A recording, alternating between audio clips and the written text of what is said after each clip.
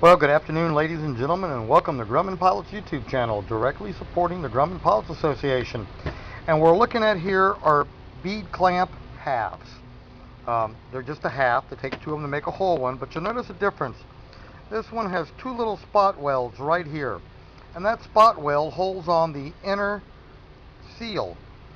Now, they make the same bead clamp without the seal.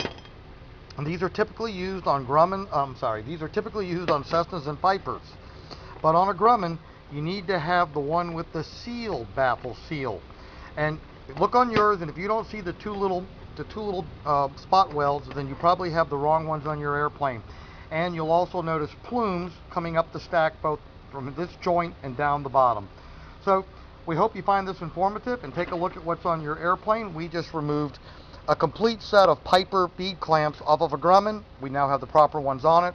We're sending them back to the mechanic at the home field in New Jersey so that they can put them on a Piper. So again, we hope you found this informative and have a fun day flying your Grumman. Thanks for watching.